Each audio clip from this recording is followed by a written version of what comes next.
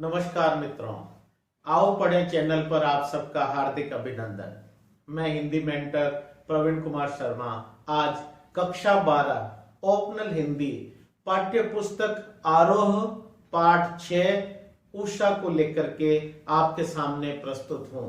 इसके रचयिता है शमशेर बहादुर सिंह।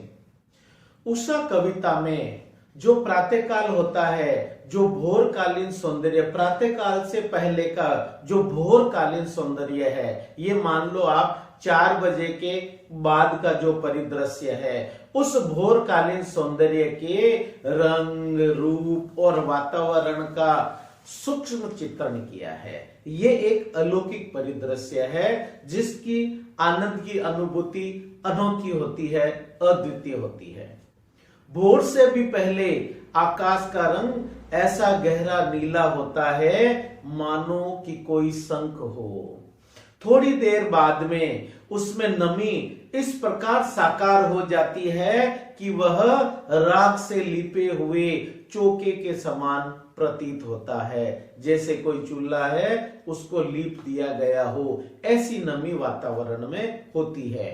कुछ देर बाद सूरज की लाली उसमें ऐसे घुल मिल जाती है कि वातावरण लाल केसर से धुली काली सील जैसा जान पड़ता है। काली सील का मतलब है जो सील बट्टा होता है जिस पर चटनी इत्यादि बनाते हैं। या फिर यूं लगता है मानो काले स्लेट पर किसी ने लाल खड़िया चौक मल दी हो, लगा दी हो। और कुछ देर बाद सूरज का प्रकाश प्रकट होता है, उसके बाद सूर्योदय होता है।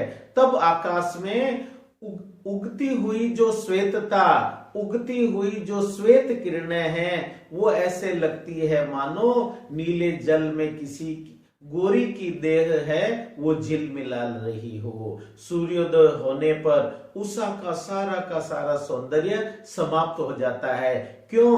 क्योंकि यह भोरकालीन सौंदर्य होता है, मतलब सूर्योदय के पहले का जो अद्वितीय और एक अलौकिक दृश्य होता है उसका वर्णन है, इसलिए सूर्योदय होने पर यह समाप्त हो जाता है।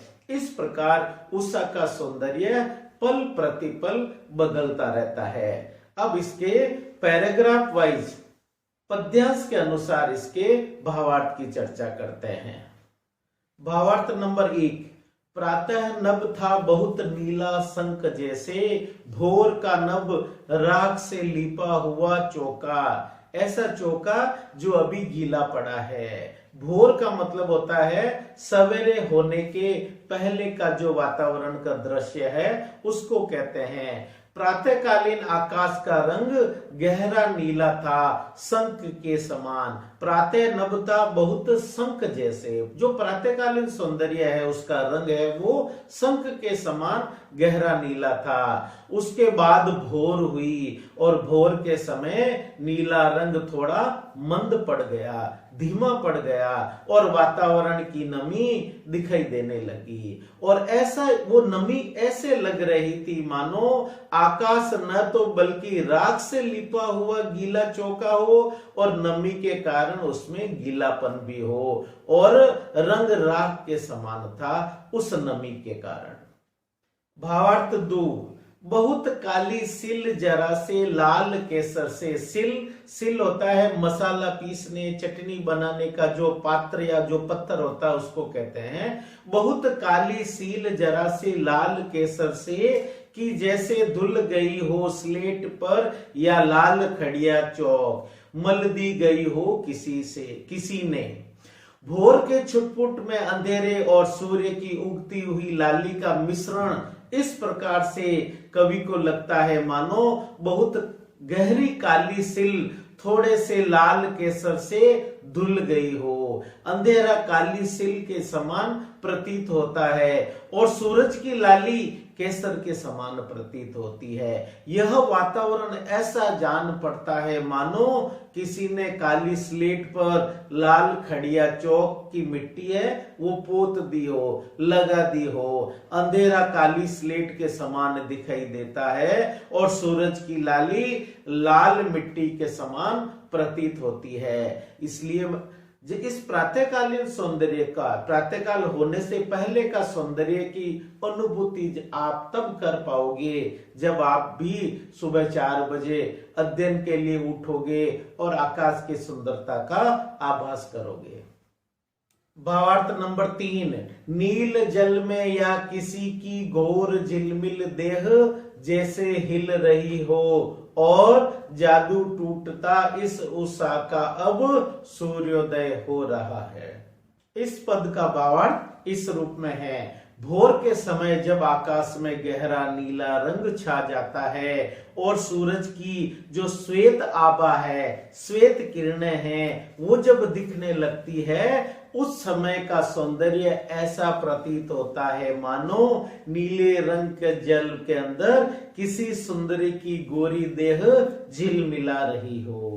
कुछ समय बाद जब सूर्य पूर्ण रूप से उदित हो जाता है, तब उषा के पल पल बदलते रंगों का सौंदर्य एकदम समाप्त हो जाता है, छूमंतर हो जाता है। क्यों? क्योंकि अब सूर्योदय हो गया है और ये सारा का सारा जो पाठ और इसके अंदर जो सुंदरता का वर्णन किया है, वो सूर्योदय के पहले जो भोरकालीन वेला होती है उसका वर्णन है। इसलिए सूर्योदय होने के बाद में ये पल पल बदलता सौंदर्य समाप्त हो जाता है, अर्थात सूर्योदय हो जाता है और प्रकृति के सारे रंग समाप्त हो जाते हैं। इस पाठ के जो भी प्रश्नोत्तर है, यहां तक कि जो एक्स्ट्रा प्रश्नोत्तर है, वो भी नीचे दिए गए लिंक पर क्लिक करके आप प्राप्त कर सकते हैं। इन प्रश्नों को और पाठ के भावार्थ को आप पॉज करते करते सुन करके पढ़ करके आराम से निश्चित रूप से अच्छे अंकों को प्राप्त कर सकते हैं। ये जो वादा है आओ पढ़े चैनल का, जो फ्री एजुकेशनल चैनल है, इसका आपके साथ में शुरू से ही रहा है।